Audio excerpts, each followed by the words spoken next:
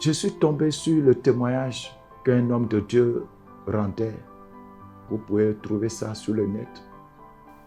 Je crois que c'est un serviteur de Dieu, soit du Cameroun ou bien de la RDC, qui donnait le témoignage d'un pasteur que le diable a eu.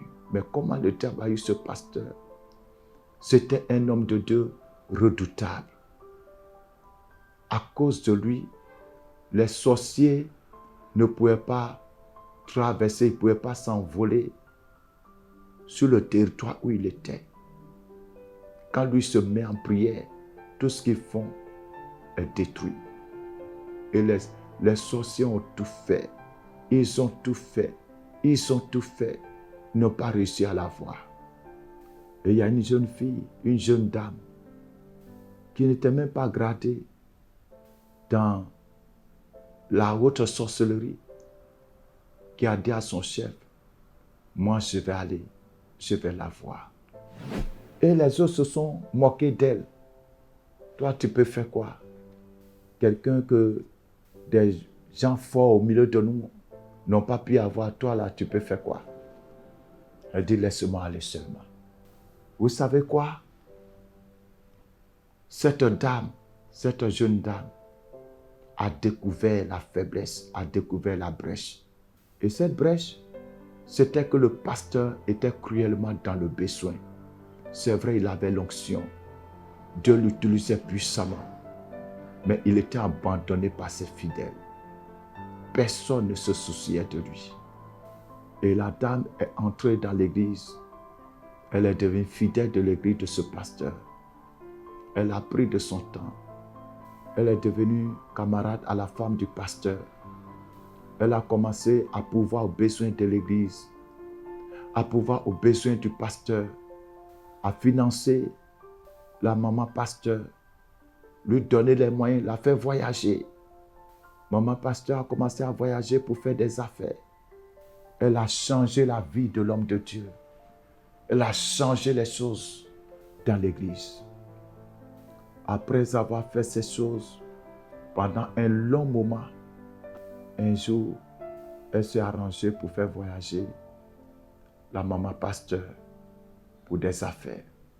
Et pendant que la maman pasteur est en voyage, tard la nuit, elle a appelé l'homme de Dieu avec une voix tremblante, disant qu'elle souffre, qu'elle est malade. Vous savez, le cœur de berger, surtout un fidèle qui a des petits soins, tout berger va courir pour aller au secours de ce fidèle. L'homme de Dieu, il était quand même prudent. Il a demandé à la dame de venir à l'église. Il n'est pas allé chez elle. La dame est venue à l'église. Cette nuit-là, ils étaient seulement deux. Et c'est cette nuit que cet homme de Dieu est tombé avec cette sorcière. C'était le samedi. Le dimanche, l'homme de Dieu s'est levé pour aller au culte. Il ne pouvait pas faire le culte, il est tombé malade. Ses anciens, ses responsables, ses pasteurs ont prié, mais ils ne savaient pas ce qui se passe. L'homme de Dieu a eu la bouche fermée, il ne pouvait pas confesser. C'était trop gros pour lui, c'était trop fort. Malheureusement, il est mort. Et quand il est mort, c'est là que la sorcière elle-même va confesser, elle va déballer tout. Chers chrétiens, arrêtez de livrer vos pasteurs, prenez soin d'eux. Quand vous avez 10 000 francs, donnez-leur 5 000. Donnez-leur même 3 000 dans vos 10 000 francs. Apportez vos dîmes pour prendre soin des besoins de l'église. Mais aidez-les. Aidez-les à payer leurs factures. Aidez-les à scolariser leurs enfants. Aidez-les à se soigner. Aidez-les à avoir de quoi manger dans leur maison. Aidez-les à payer leur loyer. Organisez-vous. Construisez même des maisons pour eux. Construisez une maison pour eux. Aidez-les à avoir une petite voiture pour se déplacer. Élevez une muraille autour de vos pasteurs pour ne pas qu'ils soient exposés trop aux besoins. Parce que la chair est faible. Ce n'est pas tout le monde qui pourra tenir jusqu'au bout. La patience de l'homme a des limites. La persévérance de l'homme a des limites. Tout le monde n'a pas la grâce de rester ferme jusqu'au bout. Beaucoup de ceux qui sont rentrés aujourd'hui dans l'occultisme, c'est vous qui les avez poussés. Vous les avez abandonnés. Quand ils ont fini de prier pour vous, vous les avez abandonnés dans leurs besoins. Il y a des pasteurs aujourd'hui qui sont dehors. On vient les chasser de leur maison. Il y a beaucoup qui sont morts parce qu'ils n'ont pas eu les moyens pour se soigner. Et vous êtes allé dire, Dieu a donné, Dieu a repris, que c'était le temps de Dieu pour lui. Non, ce n'était pas le temps. C'est la souffrance, c'est l'abandon de l'Église. Le berger se nourrit du lait de la brebis et de la laine que la brebis fournit. Le cultivateur se nourrit du produit de son champ. Certains d'entre vous vont dire, mais ils n'ont qu'à aller travailler. Vous savez, il n'a pas été donné à tous les pasteurs de travailler, de faire autre travail que ce qu'ils sont en train de faire. Et d'ailleurs, quand vous dites aux hommes de Dieu, ils n'ont qu'à aller travailler, c'est une insulte. Ça veut dire que ce qu'ils sont en train de faire n'est pas un travail. Se tenir debout toutes les nuits pour prier, ce n'est pas un travail. Jeûner pendant des jours pour que votre vie s'arrange, ce n'est pas un travail. Vous insultez les hommes de Dieu. Vous vous moquez d'eux, de leur souffrance. Ils n'ont qu'à aller travailler, nous escroquent. Quand tu t'en vas chez le gynécologue, d'abord pour qu'on te consulte dans des cliniques, dans des endroits, c'est d'abord 10 000 francs pour que tu sois inscrit. Sans compter les soins. Dans des endroits, c'est 20 000, 25 000. Quand tu vas chez un spécialiste, tu as un problème mental, tu as des troubles, tu vas chez un spécialiste, un psychologue. Combien tu payes pour une séance? Et combien de séances? Est-ce que tu ne payes pas? Quand tu es malade, tu vas à l'hôpital, est-ce que tu ne payes pas? L'homme de Dieu ne te demande pas de le payer. Il a reçu gratuitement, il te donne gratuitement. Mais quand il te donne gratuitement, quand il prie pour toi gratuitement, toi en retour, tu n'as pas la conscience pour savoir que cet homme de Dieu qui se sacrifie pour arranger ma vie, il a des besoins. Qu'est-ce que la Bible dit? La Bible ne vous a-t-elle pas dit de prendre soin de vos bergers? Je sais de quoi je parle. Je loue les musulmans. Je loue les chrétiens catholiques. La méchanceté là, c'est dans l'église évangélique. Ceux qui parlent la langue. Ceux qui envoient le feu sur le diable à tout moment.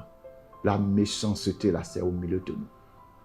Vous savez, la voiture que j'ai, c'est un musulman qui a lutté. C'est un musulman qui m'a dit, papa, au niveau où vous êtes dans cette nation, vous ne pouvez pas, il vous faut un véhicule quand même qui vous ressemble.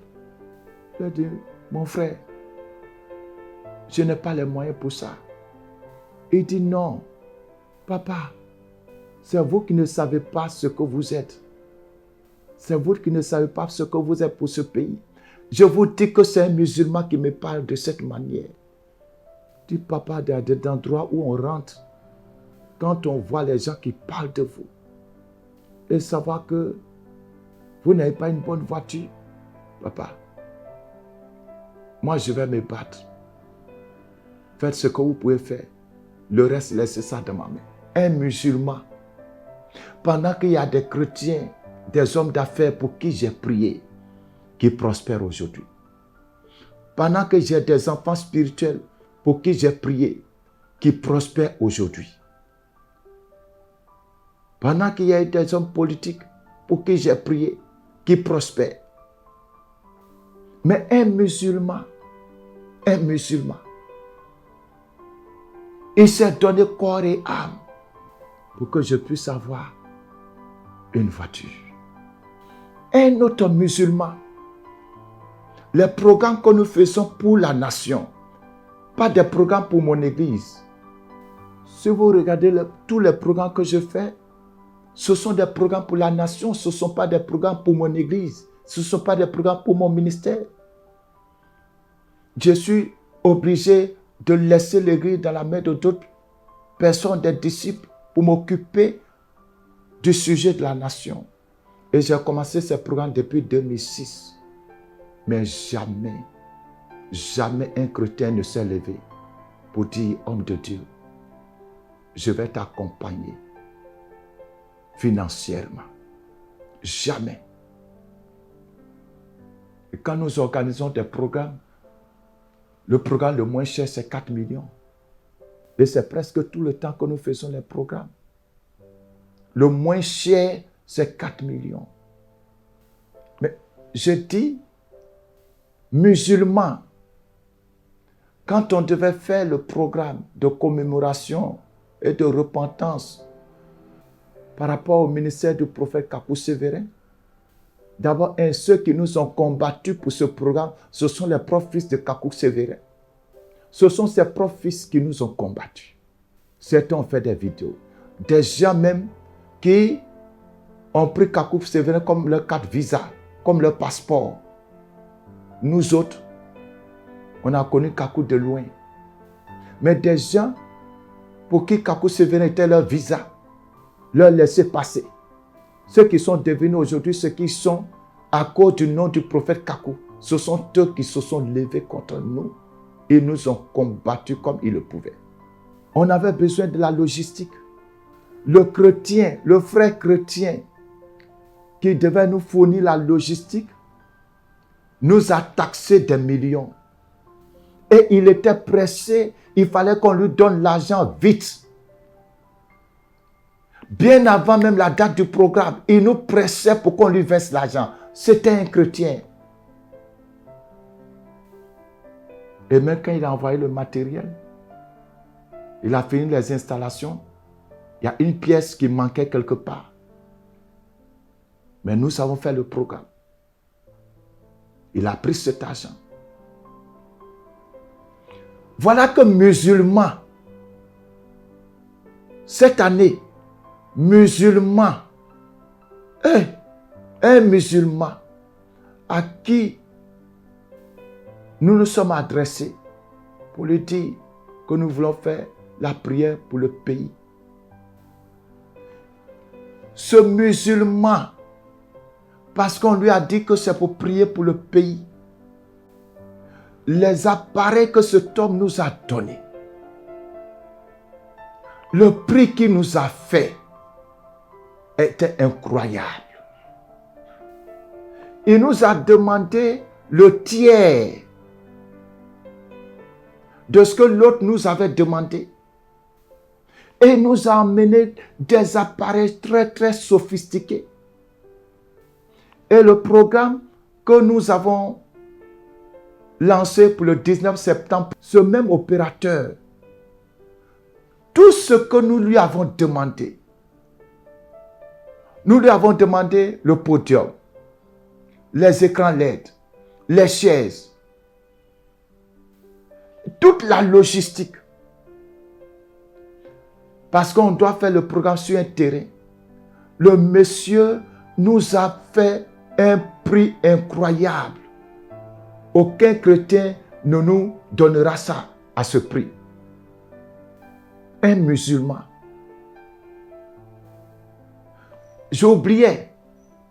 Le dernier programme, le programme du 27 passé, nous sommes adressés à un chrétien pour nous donner la logistique. Au début, il nous a fait croire qu'il va donner. À la fin, au fur et à mesure que les jours passent, quand on appelle, il ne répond plus. J'envoie les messages, il ne répond plus. Le monsieur nous a abandonnés. Et c'est un musulman qui est venu. Église évangélique, vous êtes méchants, chrétiens évangéliques, pasteurs chrétiens, la méchanceté est trop, la sorcellerie dans l'église. C'est ce qui fait que tous les hommes forts sont en train de tomber. Tous les saints sont en train de tomber. Et si Dieu ne fait rien, d'ici 5 ans, je ne sais pas qu'est-ce qui peut se passer dans ce pays. Si on aura encore quelqu'un de bon. Mais comme Dieu a toujours un faible reste, on espère. Nous autres, nous avons décidé, quelle que soit la souffrance, nous voulons sauver notre âme. Quelles que soient les difficultés, nous voulons sauver notre âme. Mais je vous dis, chrétiens, arrêtez de nous exposer au danger. Quand on vous lance un appel, faites ce que vous pouvez faire. Ne croisez pas les bras. Quand on va à la radio, ce n'est pas gratuit. Quand on va à la télé, ce n'est pas gratuit. Quand on imprime les flyers, ce n'est pas gratuit. Toutes ces choses-là, nous les payons. Et nous le faisons pas pour notre église, pas pour avoir un nom, comme certains le disent. Lui-là même là, c'est quel nom il cherche. Nous portons la croix pour le salut de notre nation. Je vous implore par la compassion de Dieu, chers chrétiens, pensez à vos pasteurs. Pensez à sauver, à préserver ceux qui sont encore dans la vérité. Sinon, tous ces hommes que vous voyez, qui ont des grandes églises, ils sont tous impliqués dans quelque chose. Dieu est en train de préparer une nouvelle génération qui est encore dans l'ombre. Ceux-là, préservez-les. Priez pour eux. Soutenez-les. Avec le peu que vous avez. Si Dieu les a utilisés pour vous bénir, pensez à eux. Rendez témoignage de leur ministère. J'ai vécu des cas où des gens pour qui nous avons prié, qui ont été délivrés, qui ont été bénis, vont rendre le témoignage ailleurs. Ou encore c'est dans la rue, quand on les rencontre dans la rue, qui rendent le témoignage. Ils ne peuvent même pas revenir vers nous pour témoigner de ce que Dieu a fait après les prières. Je me souviens d'une sœur qui avait subi une ablation de trompe. Je ne la connaissais pas. Quelqu'un l'a invitée à un culte. Et pendant le culte, dans mon temps de ministère, le Saint-Esprit m'a conduit vers elle. Je l'ai juste touchée. Et puis, je n'ai même pas fait plus de 2 secondes. La puissance du Saint-Esprit a touché cette femme. Je n'étais pas au courant de son problème. Dans la semaine, elle allait faire son écho. Les trompes ont repoussé. Son médecin était dans l'étonnement. Dieu a béni cette femme. Dieu l'a bénie dans son foyer. Mais vous savez quoi? Elle n'est jamais venue pour rendre le témoin. Même venir me voir au bureau pour témoigner. Non. C'est sa camarade qui l'avait invitée, qui a suivi son témoignage dans son église d'origine. Elle allait faire don à son pasteur lors d'un culte. Et c'est là qu'elle a rendu témoignage, que le pasteur a prié pour elle. Voilà aujourd'hui ce que Dieu a fait dans sa vie. Oh, ce n'était pas son pasteur qui avait prié. C'est un autre pasteur. C'est le petit Kessé que les gens n'aiment pas, qui avait prié pour elle. Et les témoignages comme ça sont sans nombre. Beaucoup de serviteurs de Dieu vivent ces choses. Pourquoi vous êtes aussi méchant, chrétien évangélique? Un catholique ne le fera pas. Un musulman ne le fera pas. Chrétien évangélique, vous êtes méchant. C'est vous qui faites que vos pasteurs à cause de la frustration dont ils sont victimes, des humiliations dont ils sont victimes, l'abandon, à cause de ces choses, ils se sentent obligés d'aller prendre fétiche pour vous attacher. Comme ça, une fois que vous mettez pied dans l'église, vous ne pouvez plus sortir. Ils peuvent vous manipuler. Vous allez vider votre compte pour leur donner. Avant qu'ils ne prient pour vous, ils vont vous demander des offrandes de millions et vous allez donner. C'est vous qui livrez les pasteurs. C'est vous qui avez livré vos joints, vos hommes forts, vos héros, vos prophètes. Quand ils étaient dans la sainteté, dans la vérité, vous les avez abandonnés. Frustrés, humiliés, le diable est parti se présenter à eux. Le diable leur a dit que je peux t'aider. Je peux te rendre riche. Je peux faire en sorte que les gens t'écoutent, que ton église grandisse. Et ils n'ont pas résisté à la tentation, ils sont tombés. Aujourd'hui, tous ces gens que vous voyez sont tous dedans.